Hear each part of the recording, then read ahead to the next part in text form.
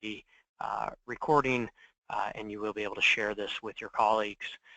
My name is George Homer. I'm an account executive here at Law Room and CampusClarity. I've been here about 9 years and have helped hundreds of higher ed institutions with online training for Title IX, FERPA, harassment prevention, substance abuse prevention, ethics, and other conduct and compliance training topics. And so just to discuss our agenda, we'll talk about what we're seeing, what you're seeing. We'll talk about the 7 elements of an online training program. We'll talk about the Campus Save Act requirements. We'll go through some of the community college course version. We'll also look at the adult learner version. And then we can talk about CampusClarity by the numbers. And so I want to take a minute now to talk about what we're seeing from other colleges and universities that have faced similar challenges around Title IX and getting the program implemented and launched. And so, we talk to a lot of community colleges, and what we hear is there's a unique challenge as it relates to non-traditional students, commuter students, and adult learners in complying with the Campus Save Act mandate. And so when community colleges are preparing to train their students, they have to account for the fact that a program designed specifically for an 18-year-old living on campus is not going to work for their student population. So the student experience is vastly different, and that needs to be taken into consideration in how Campus Save Act programs are designed and deployed for community colleges.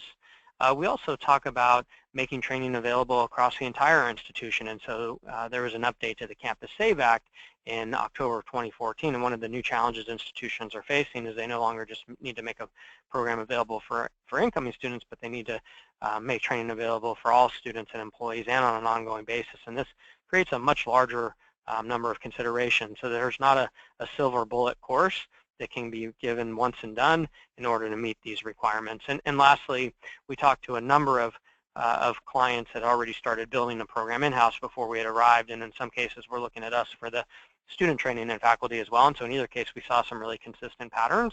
Either they got into a couple months of the development and started to run out of steam. There was this realization that the course would need to be updated on an ongoing basis, which made it impractical.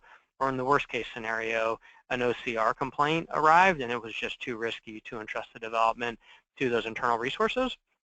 So we talk about the 7 elements of an online training program, and first up is educational design, and so the design needs to fulfill its mission to educate and engage, and that means that the program needs to be designed for its intended audience. So whether that's a 19-year-old new student, a 30-year-old single mother of 2 coming back to get some credits, or a 50-year-old tenured faculty member, the program needs to speak to its audience. We talk about a tailored experience, and so program needs to be uniquely tailored to your institution, student body, and faculty. And so you folks are tasked with educating at the highest level, and so your Campus Save Act program should meet those standards of quality and mission. We talk about the ongoing education, so the course needs to have an ongoing module to meet the Campus Save Act requirements. And this is a course that changes every year and allows an institution to reinforce its primary training program, reemphasize key elements, and adapt to the ever-moving target of the student experience. We talk about deployment and tracking tools, and so an institution must succeed at deploying the course and reaching its audience. So it's not enough to build and customize a great program, it has to get there. That means there has to be an intuitive learning management system, an electronic notification system, preferably one with automated email reminders, so this doesn't become someone's full-time job. We also know tracking is mission critical, and so as we talk about changing the culture of an institution, it's key that you have insights in how your student body is responding to your program so that actionable strategies can be developed in response. We talk about product sustainability, and so having a provider that has the technical, legal, and customer service resources to make sure that the program is sound and works to meet your training and tracking objectives as well as compliance requirements. And this is critical as many new players have jumped into this market without having the infrastructure in place to support their solution. Not to be overlooked, program needs to meet the Campus Save Act and Title IX compliance requirements, and it has to be adaptable in this regard because we know that laws and regulations can change at the state and federal level. Course needs to be flexible to meet these changes. And lastly, and this may seem less obvious, but the program needs to be cloud-based, and so you could certainly entertain developing and installing a program in-house. The need to adapt the program to meet the ever-changing student landscape and compliance requirements would make it cost-prohibitive to do anything other than cloud-based. And so just to take a step back and talk about what we saw last year from challenges around getting programs implemented and launched. So we know the July 1, 2015 deadline. We know it well. got us here early, kept us here late, and we know institutions had to have something in place for their Campus Save Act training by July 1 of 2015. We know October 1 institutions had to show what they did on their annual Clarity Security Report. We know what Campus Save Act requires from a training perspective, so all incoming students and new employees must be offered a primary prevention program. All faculty and students must be offered an ongoing prevention and awareness campaign. All enrolled students and then institutions need to have airtight documentation to show what they've done to meet these requirements. Also, I want to address Title IX that deepens institutional responsibility to train students and faculty on an ongoing basis. And so a school should provide sexual violence training for students at regular intervals, and then employees on a regular basis need to know what they're required to report on, as well as how to respond to reports. And we talked about October of 2014, there were some changes in the Campus Save Act, and one of the big clarifications related to exactly who should be trained within a Title IX institution. And so this slide further clarifies the need and importance of making the training program available across the entire institution. So it's not just incoming students, it's now making the program available to all students and all employees. So we talk about the challenge of all of this, and so meeting these requirements has been a tall order for Title IX institutions. It's a short window of time to find the right program, get it developed and launched, and of course do it within budget. So institutions have come to us saying, we need everything, we need it now, it needs to be good, and you know we probably can't afford it. And so that's the way that these conversations have gone, and it doesn't matter the size of the institution or the type. We talk to community colleges, we talk to private schools, public schools, med schools, law schools. We talk to everyone and we see the same issues. So institutions aren't necessarily used to this accelerated timeline, as it puts considerable strain on the administration to decide on something that requires a high level of institutional buy-in from faculty, administrators, students, and even IT. And so fortunately, we have SaaS to the rescue, or software as a service. And so Law Room CampusClarity, we're based here in the San Francisco Bay Area. And one of the great tech movements that's taking place out here is cloud technology, or software as a service, which enables businesses and institutions to leverage powerful technologies without the burden of installing software or hardware, and with the added benefit of it being dynamic and adaptable. And so what that means for something like online training, it's suddenly possible to develop, host, and deploy an entire training environment, including the courseware, learning management functionality, and even the data storage piece completely in the cloud. And so we talk about how burdensome the Campus Save Act mandates can be for an institution, but honestly, without cloud technology, this would be an entirely different level of financial and infrastructural burden for ongoing course development, customization, installation, deployment, compliance monitoring, and legal updates. So the cost would be considerable. So it's pretty cool that we live in a time where we can effectively crowdsource a solution by leveraging online compliance training companies like ours to develop programs quickly and in a cost-effective way. And so just to take a look at what we're going to be exploring, so we're going to look at the course content for community colleges and adult learners. We're going to look at the platform that is designed to track and host the course. We're going to look at compliance expertise. We'll look at tracking tools, course deployment. And so I'm going to start right out with the community college course version. I will say that we are best known for our instructional design aspect here, where we have won NASPA awards, we have won Stevie awards, and so we believe that students should learn and be engaged. And so we developed our programs with student focus groups to really ensure resonance and engagement. And so with the standard new student program, it's a much more, for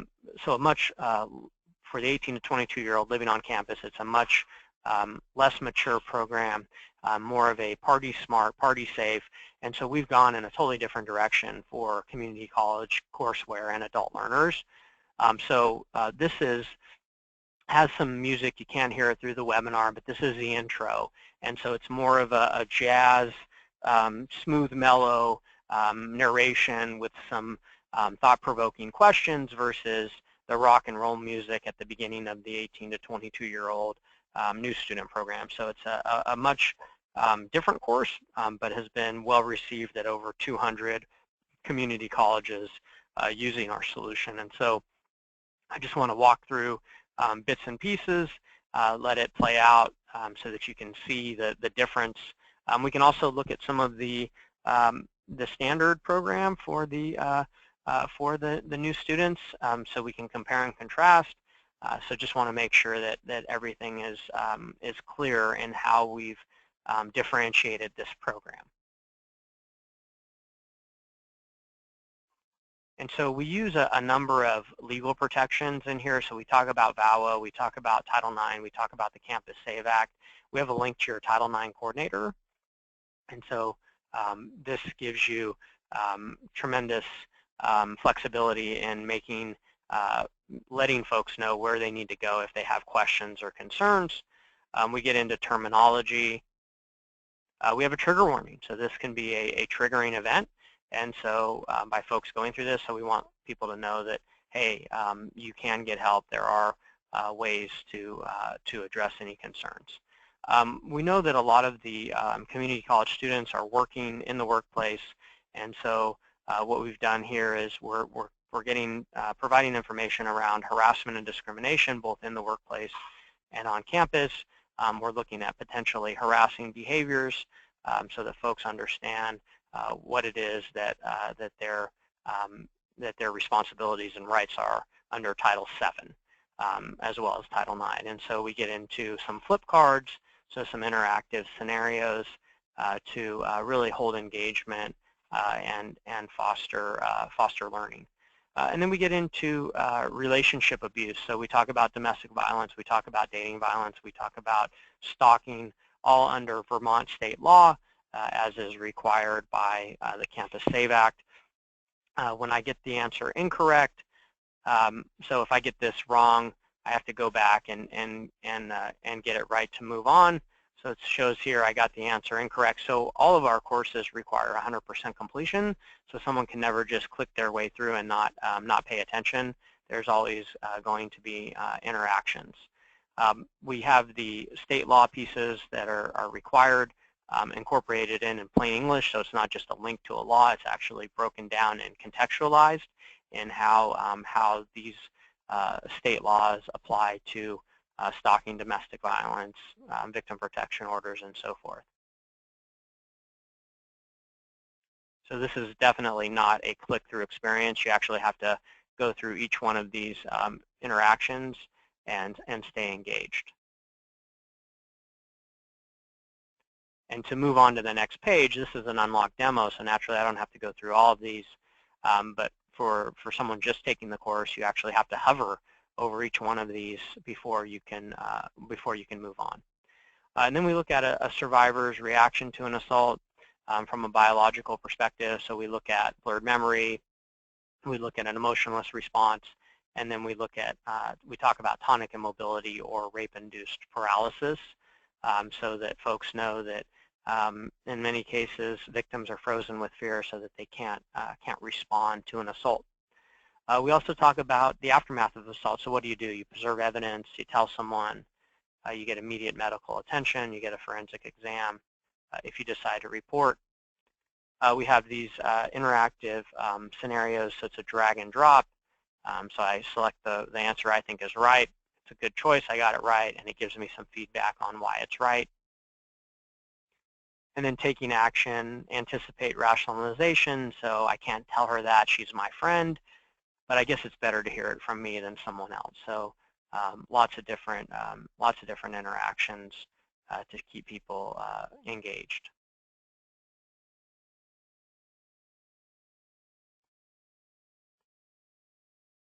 And so I'm going to get back to some of the other pieces of our program. So I'm going to skip through a few pages, but definitely courses fully accessible for hearing and visually impaired students and employees. So everything that we put out is WCAG 2.0 level AA, which is the highest accessibility standard in the country.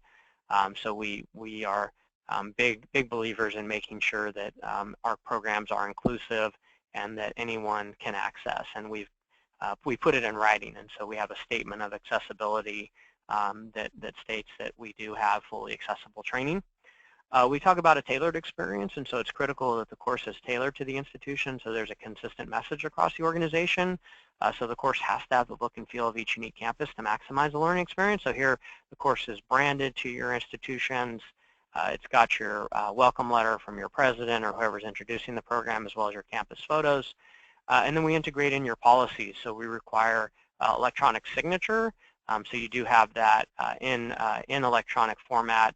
In the event that there is an issue down the road, you have great evidence that shows that, hey, these folks did go through our policy, whether it's an employee or a student, and gives you that that defense in the event of an issue. We talk about ongoing education. So each year we're creating new courseware to refocus employee and student engagement on current topics that are relevant in the higher space. And so our employee side of the house, we include 20 courses from harassment prevention to protecting minors to data security to FERPA to diversity to HASCOM to HIPAA. I will mention that we are in the process of addressing the new exemption requirements once the federal legislation is passed, which it looks like it will be soon.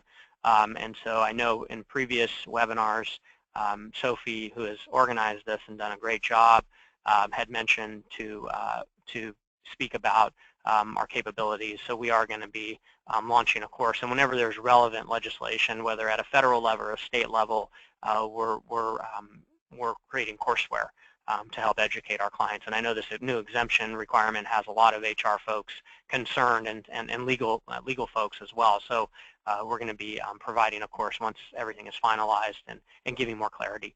On the student side, so we provide a holistic approach which incorporates courses for community colleges, adult learners.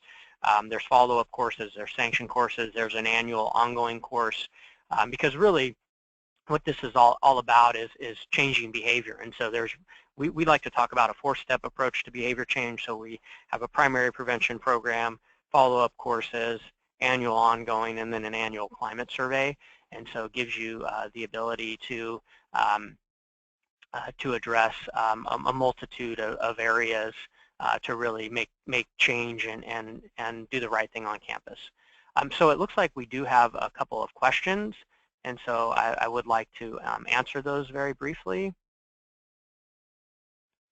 So given that there are 5 different institutions within the Vermont State College System, will the training be tailored to different institutions? So the answer is yes. I mean, we can have separate instances of the program like we do for the UC system or the Cal State system. Some of our systems centralize it, so it's one branding, Vermont State Colleges, for example, for everyone, but we can definitely incorporate your specific branding, your policies, your resources, all specific to each campus, which is actually a requirement of the Campus Save Act. So tailoring is included. Another question, do you folks offer IT courses, specifically data security? The answer is yes. We have a dynamic data security program that we've just reiterated that is available, and I'm happy to make that course available to anyone that would like to review it. You can reach out to Sophie and Taryn, and they can let me know what courses to review, and we can get that assigned to you. And so just to talk about a few more components, so for our Campus Clarity program, we give you a resource deck called Talk About It, and these are on-campus campaigns, posters, article prints, PowerPoint presentations, audience facilitator-led discussion guides. So this is really about making a difference on campus, and so reinforcing the programs that you're using will make a higher outcome of attendance to these programs. And so having information on your website, having these posters and article prints and so forth can make a huge difference in getting folks on board with this. We talk about course deployment, so whether you have 200 students or 20,000, an area of concern is how are you going to monitor, track, and deploy this to make sure that employees and students are getting this done. So whether you're doing something internally or using another solution, you don't want this to be someone's full-time job. And so we give you a learning management system. We have a separate learning management system for students compared to employees because it's 2 different audiences, but you can do batch uploads, you can do single sign-on through your own systems, you can do integrations with your systems. So there's a wide range of ways to get this in students' hands, but the good news is it's branded to your campus when it goes out, so it looks like it's coming from you. You can also set up automated email reminders that are branded, so you can essentially set it and forget it. It goes out automatically to let folks know that they need to get this done.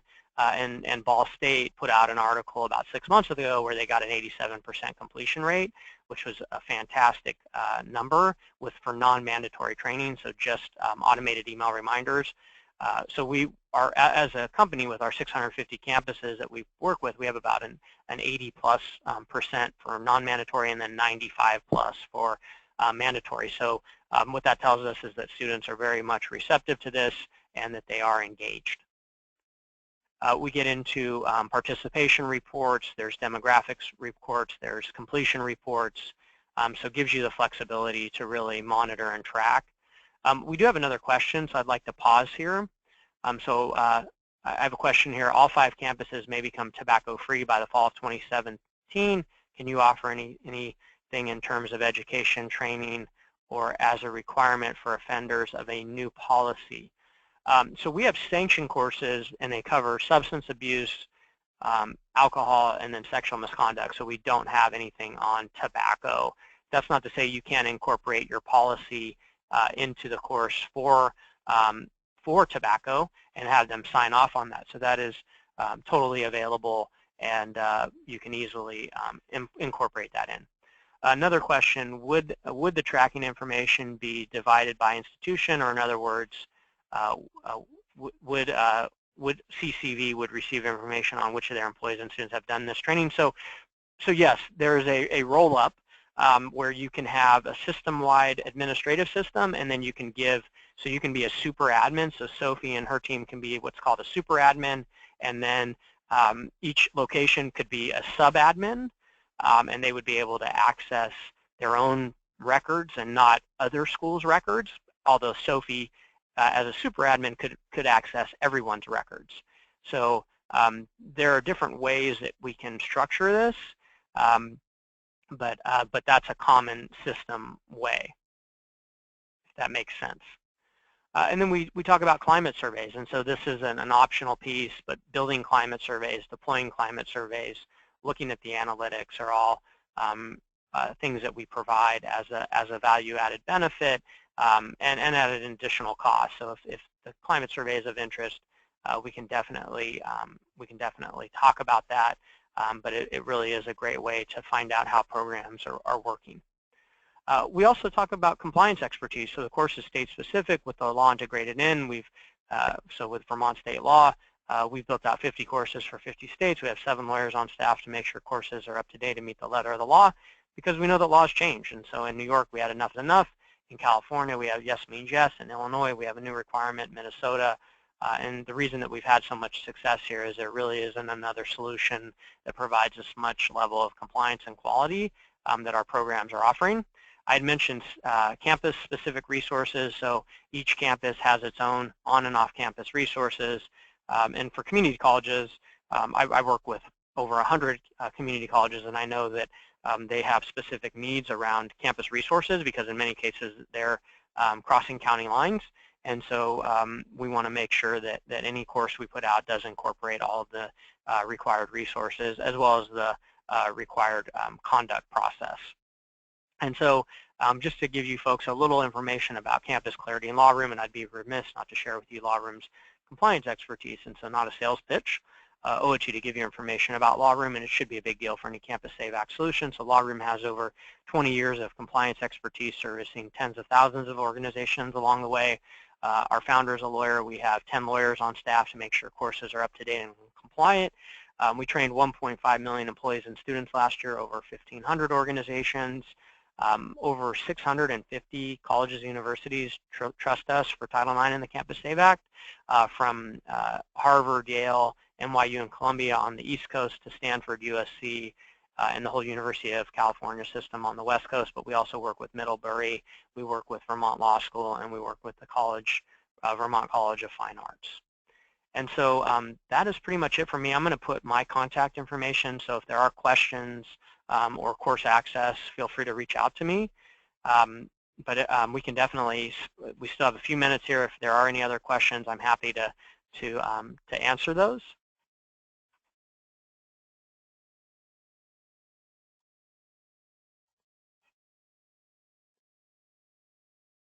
Well, again, thank you everyone for joining us for this webinar. As I'd mentioned, I did record this, so you can distribute this out. I'm going to give it to Sophie, and then she can give it to folks who want to share it with colleagues or want to revisit it. If there are any questions, my contact information is on the screen, And once again, I appreciate everyone's time in joining me today. Have a great rest of your week. Thank you.